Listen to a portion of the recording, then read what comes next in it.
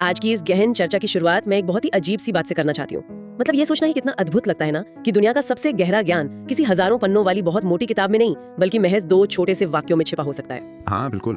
और अक्सर हमारे समाज में ये धारणा बहुत गहराई तक बैठी हुई है कि अगर किसी बड़े दार्शनिक सवाल का जवाब चाहिए तो उसके लिए तो भाई मोटी मोटी किताबें ही पढ़नी पड़ेंगी। वही तो, लोगों को लगता है कि बहुत जटिल सिद्धांतों को समझना पड़ेगा। ऐसा लगता है कि जो बात बहुत सरल है उसमें शायद वो गहराई हो ही नहीं सकती। एकदम सही करें आप। और आज की इस चर्चा का हमारा मुख्य उद्देश्य इसी पुरानी धारणा को पूरी तरह से तोड़ना है। बिल्कुल। आज हमारे पास जो स्रोत है वो श्रीमद् भगवद गीता के विशाल दर्शन से निकाली गई 2 बहुत ही संक्षिप्त लेकिन बेहद सघन पंक्तियां हैं। मैं पहले वो पंक्तियां बता देती हूँ। हाँ बिल्कुल बताइए। पहली है, जीवन में संयम जरूरी है, और दूसरी है, जो बदला जा सकता है वही सीख है।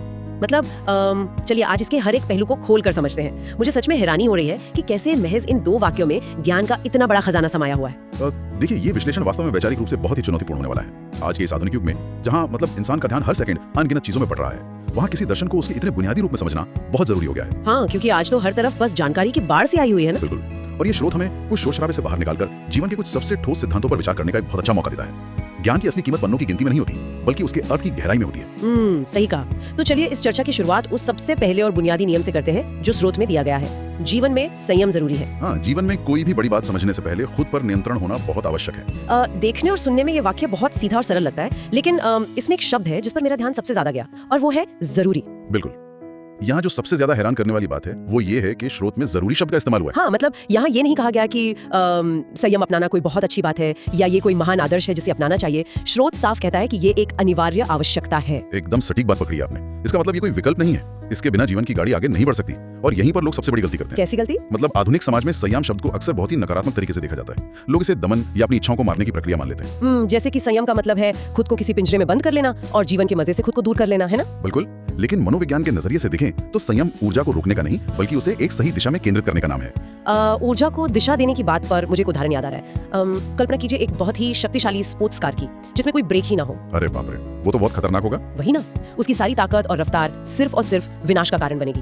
तो क्या हम ये कह सकते हैं कि संयम जीवन की उस कार का ब्रेक और स्टीयरिंग व्हील है जो उस ऊर्जा को एक सही दिशा देता है? बहुत ही शानदार उपमा दिया आपने। संयम वास्तव में वही स्टीयरिंग व्हील है। इसे हम मानसिक थकान या निर्णयों की थकान के नजरिए से भी देख सकते हैं। डिसीजन फैटीग, हाँ मैंने इसके बारे में पढ़ा है। बिल्कुल। जब कोई इंसान दिन भर सिर्फ यही तय करने में अपनी मानसिक ऊर्जा खर्च कर देता है कि उसे क्या देखना है, क्या खाना है, किस बहस में पढ़ना है, तो शाम तक उसका दिमाग पूरी तरह से थक जाता है। हाँ, मतलब उसकी इच्छा शक्ति और मानसिक ऊर्जा एकदम खत्म हो जाती है, दिमाग बस हार मान लेता है। वही तो संयम असल में दिमाग को उन फालतू के निर्णयों से बचाकर हमारी इच्छा शक्ति को सुरक्षित रखने का एक बहुत जरूरी टूल है। लेकिन यहाँ मेरे दिमाग में एक सवाल आ रहा है, क्या लगातार संयम में रहना इंसान को थका नहीं देता? मतलब क्या इसका मतलब अपनी इच्छाओं को मारना नहीं है? यही तो सबसे बड़ा भ्रम है। जब जीवन में संयम के कुछ स्पष्ट नियम बन जाते हैं ना, तो दिमाग को हर छोटी बात पर संघर्ष नहीं करना पड़ता। उसे हर पल ये नहीं सोचना पड़ता कि किस प्रलोभन के आगे झुकना है। तो मतलब वो मानसिक ऊर्जा बच जाती है। बिल्कुल। संयम उस भटकाव को कम कर देता है जो इंसान को सबसे ज्यादा थकाता है। इसे समझने के लिए मैं एक और उदाहरण सोच रही थी। जैसे एक बहुत बड़ी नदी है जिसमें बहुत सारा पानी पूरे वेग से बह रहा है। अगर उस पानी को ऐसे ही खुला छोड़ दें तो वो बाढ़ ले आएगा। हाँ, आसपास सब कुछ नष्ट कर देगा और आखिर में समुद्र में मिल जाएगा। लेकिन अगर हम उस नदी पर एक मजबूत बांध बना दें तो क्या होगा? वो बांध नदी की ऊर्जा को खत्म नहीं करता बल्कि उस पानी को इकट्ठा करके उसकी ताकत को कई गुना बढ़ा देता है। एकदम सही। और फिर उसी ऊर्जा से हम बिजली बनाते हैं। नदी और बांध का ये उदाहरण संयम को बहुत अच्छे से समझाता है।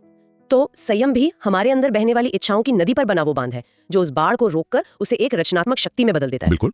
ऊर्जा कभी नष्ट नहीं होती, वो बस अपना रूप बदलती है।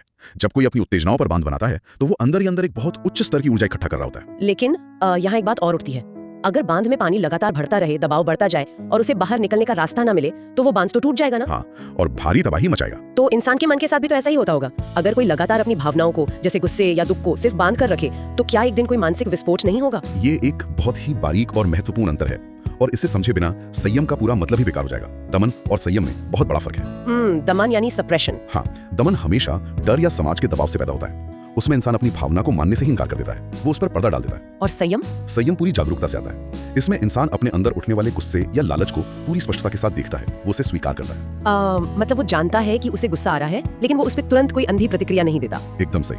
वो उस ऊर्जा को किसी और ज्यादा महत्वपूर्ण काम के लिए रोक लेता है। यही संयम है। तो संयम का मतलब आंखें बंद करके किसी नियम को मानना नहीं है बल्कि अपनी जागरूकता को इतना बढ़ा लेना है कि वो छोटी मोटी उत्तेजनाएं खुद ही अपना असर खो दें। बिल्कुल। और जब अंदर ये ठहराव आता है, जब एक मानसिक स्पष्टता पैदा होती है, तब इंसान अपनी परिस्थितियों को साफ साफ देख पाता है। और यहीं से हम आज के स्रोत के दूसरे बिंदु की तरफ बढ़ते हैं। संयम के बाद हमें जीवन में क्या करना है जो कि बदलाव और सीख से जुड़ा है। हाँ, स्रोत की दूसरी पंक्ति है, जो बदला जा सकता है वही सीख है। यहाँ बात सच में बहुत दिलचस्प हो जाती है। ये पंक्ति तो सीखने की पूरी पारंपरिक परिभाषा को ही चुनौती दे रही है। बिल्कुल चुनौती दे रही है। सदियों से तो हम यही मानते आ रहे हैं कि ज्ञान का मतलब है बहुत सारी जानकारी दिमाग में जमा कर लेना। हाँ, बहुत सी किताबें पढ़ लेना, तथ्यों को रट्टा मार लेना। अगर कोई किसी विषय पर लगातार बोल सकता है तो हम उसे ज्ञानी मान लेते हैं। लेकिन ये स्रोत कह रहा है कि ये सब सिर्फ स्मृति का काम है। ये तो बहुत ही निष्क्रिय या पैसिव अवस्था है। तो असली सीखना क्या है? स्रोत बहुत साफ शब्दों में कहता है कि अगर उस जानकारी से आपके जीवन में, आपके व्यवहार में कोई ठोस बदलाव नहीं आया तो वो ज्ञान सिर्फ एक भ्रम है। इसे मैं एक मूर्तिकार के उदाहरण से जोड़कर देखती हूँ। जैसे एक मूर्तिकार एक साधारण पत्थर को तराशता है, पत्थर का जो हिस्सा वो छेनी से काटकर हटा देता है, वही बदलाव अंत में एक सुंदर मूर्ति बन जाता है। बहुत सुंदर उदाहरण है। सीखना भी बिल्कुल ऐसा ही है। ये सिर्फ जानकारी इकट्ठा करना नहीं है, बल्कि बदलाव लाने की क्षमता से जुड़ा है। मान लीजिए किसी ने गुस्सा कंट्रोल करने पर 100 किताबें पढ़ ली। हाँ, और वो घंटों तक शांति पर भाषण भी दे सकता है। लेकिन जब असल जिंदगी में कोई उसे बुरा भला कहता है तो वो फिर से उसी पुरानी आदत के साथ जोर जोर से चिल्लाने लगता है। तो मतलब उसने असल में कुछ भी नहीं सीखा। बिल्कुल नहीं सीखा। विज्ञान की भाषा में इसे न्यूरोप्लास्टिसिटी कहते हैं। सच्ची सीख सिर्फ तब होती है जब दिमाग के न्यूरॉन्स नए रास्ते बनाते हैं, जब पुरानी आदतें टूटती हैं। तो अगर कोई ज्ञान की बातें तो कर रहा है पर व्यवहार वही पुराना है, तो वो ज्ञान सिर्फ सतह पर है, गहराई में उतरा ही नहीं। एकदम सही। बिना बदलाव के ज्ञान सिर्फ एक मानसिक बोझ है। लेकिन यहाँ एक बहुत महत्वपूर्ण सवाल उठता है। ये तो वो बातें हुई जिन्हें हम बदल सकते हैं, पर जिंदगी में ऐसा बहुत कुछ है जो हमारे नियंत्रण से बिल्कुल बाहर है। हाँ, बिल्कुल है। जैसे किसी दूसरे इंसान का व्यवहार या कोई प्राकृतिक आपदा। अगर स्रोत कहता है कि जो बदला जा सकता है वही सीख है, तो क्या इसका मतलब ये है कि अगर हम किसी परिस्थिति को बदलने की कोशिश नहीं करते तो हमने वहाँ से कुछ नहीं सीखा? अगर हम इसे व्यापक संदर्भ से जोड़कर देखें तो ये विचार इंसान को निष्क्रिय से सक्रिय बनाता है। जो चीजें हमारे बस में नहीं है उनके प्रति सिर्फ एक ही तार्किक प्रतिक्रिया हो सकती है, पूर्ण स्वीकृति। बिल्कुल। जब इंसान ये स्वीकार कर लेता है कि वो पूरी दुनिया को या दूसरों की सोच को नियंत्रित नहीं कर सकता, तो उसके कंधों से एक बहुत बड़ा बोझ उतर जाता है। जैसे अतीत की कोई घटना या दूसरों की सोच उसे बदलने में अपना पूरा जीवन लगा देते हैं। यही तो इंसान का सबसे बड़ा विरोधाभास है। और जो उनके नियंत्रण में है, जैसे उनका अपना आलस, गुस्सा या बुरी आदतें, उसे वो अपनी किस्मत मानकर चुपचाप स्वीकार कर लेते हैं। हाँ, लोग कहते हैं अरे मैं तो ऐसा ही हूँ, मेरा तो स्वभाव ही ऐसा है। ये स्रोत हमें इसी भ्रम से बाहर निकालता है। ये कहता है कि अपनी बहुमूल्य ऊर्जा को उन फालतू झगड़ों से बाहर निकालो जहाँ तुम्हारा कोई बस नहीं चलता, और उसे वहाँ लगाओ जहाँ वास्तविक बदलाव लाया जा सकता है, अपनी आदतें सुधारने में। बिल्कुल। और जब कोई इन आदतों को बदलने की मुश्किल प्रक्रिया से गुजरता है तो उस संघर्ष से जो बदलाव आता है वही इंसान की सबसे सच्ची सीख है। लेकिन ये बदलाव इतना मुश्किल क्यों होता है? क्योंकि हमारा दिमाग विकासवादी रूप से ऊर्जा बचाने के लिए डिजाइन किया गया है। पुरानी आदतें दिमाग के लिए एक बहुत ही आसान रास्ता होती हैं, जिस पर चलने में कोई मेहनत नहीं लगती। हाँ, जब भी हम कुछ नया करने की कोशिश करते हैं तो दिमाग को बहुत ज्यादा अतिरिक्त ऊर्जा लगानी पड़ती है, इसलिए वो तुरंत विरोध करता है, आलस्य पैदा करता है। और इसीलिए ज्यादातर लोग उस असहजता से बचने के लिए वापस अपनी पुरानी आदतों पर लौट आते हैं। सबको पता है सुबह जल्दी उठना चाहिए, पर वो घर्षण इतना तेज होता है कि इंसान हार मान लेता है। निसंदेह। और अब ये साफ हो जाना चाहिए कि उस घर्षण को सहने के लिए, उस प्रतिरोध को तोड़ने के लिए जो प्रचंड शक्ति चाहिए वो कहाँ से आती है? अरे वो शक्ति वापस उसी पहली पंक्ति से आती है, संयम से। बिल्कुल, देखा आपने। ये तो एक पूरा चक्र बन गया। मतलब ये दोनों पंक्तियां अलग अलग नहीं है, बल्कि एक ही प्रक्रिया के दो हिस्से हैं। एकदम सही।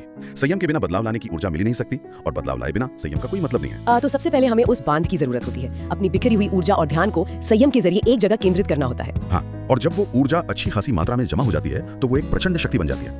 और फिर उसी शक्ति का इस्तेमाल हम उस मानसिक प्रतिरोध का सामना करने के लिए करते हैं जो बदलाव के रास्ते में खड़ा होता है। बिल्कुल। जो ऊर्जा हमने फालतू के विवादों और सोशल मीडिया के भटकाव से बचाई थी, उसी ऊर्जा से हम अपनी गहरी और पुरानी आदतों को तोड़ते हैं। और जब अंत में वो पुरानी आदत टूटती है, जब एक नया नजरिया जन्म लेता है, तब हम उस अवस्था तक पहुंचते हैं जिसे स्रोत सच्ची सीख कहता है। और सबसे जरूरी बात, ये चक्र कभी रुकता नहीं है। जब एक स्तर पर बदलाव आता है तो नई चुनौतियां सामने आती हैं, फिर से संयम चाहिए, फिर से नया बदलाव आता है। तो इन सब का असल मतलब क्या है? आज की इस चर्चा को समेटते हुए हम ये कह सकते हैं कि जानकारी का अंबार लगा लेना शिक्षा नहीं है, और डर से इच्छाओं को दबाना संयम नहीं है। बिल्कुल। वास्तविक संयम वो बुद्धिमत्ता है जो हमारी ऊर्जा को बचाती है, और सच्ची सीख वो साहस है जो उस ऊर्जा का उपयोग करके हमारे जीवन में एक सकारात्मक बदलाव लाता है। इस चर्चा ने पूरी तरह से ये साबित कर दिया है कि ज्ञान की गहराई पन्नों की संख्या में नहीं, बल्कि उसके अर्थ में होती है। इन महज 2 वाक्यों ने मानव मनोविज्ञान का पूरा ढांचा हमारे सामने रख दिया, और ये भी बता दिया कि ये प्राचीन ज्ञान आज के इस शोरगुल भरे युग में कितना ज्यादा जरूरी है। बिल्कुल। लेकिन इस चर्चा को खत्म करने से पहले एक ऐसा विचार है जिस पर मैं चाहती हूँ कि गहराई से चिंतन किया जाए। हाँ, बताइए। हम सभी के जीवन में कुछ ऐसी पुरानी आदतों या परिस्थितियां होती हैं जिन्हें हम बहुत अच्छी तरह से पहचानते हैं। हम जानते हैं कि उन्हें बदला जा सकता है। बिल्कुल, हमारे पास उन्हें बदलने का अवसर भी होता है। फिर भी हम किसी न किसी बहाने से, किसी अज्ञात डर या आलस्य के कारण उन्हें बदलने से हमेशा इनकार कर देते हैं। हम उसी आरामदायक लेकिन नुकसानदायक ढांचे से चिपके रहते हैं। ये तो बहुत ही आम बात है। तो विचार करने वाला सवाल ये है, अगर जीवन में सच्ची सीख वही है जो बदली जा सकती है, तो हमारे भीतर की वो आदतें क्या हैं जिन्हें हम बदलने से इनकार कर रहे हैं? क्या वो हमारे जीवन की वो सीख है जिन्हें हमने जानबूझकर कभी सीखने ही नहीं दिया? ये सच में एक बहुत गहरा सवाल है। क्या ये संभव है कि हम ज्ञान की तलाश में पूरी दुनिया छान मार रहे हैं, लेकिन अपने ही विकास के रास्ते में हम खुद सबसे बड़ी रुकावट बनकर खड़े हैं? ये एक ऐसा सवाल है जो आत्म मंथन की मांग करता है। इस गहरे विचार के साथ आज की इस बौद्धिक यात्रा को हम यहीं विराम देते हैं। इस पर गहराई से विचार जरूर कीजिएगा।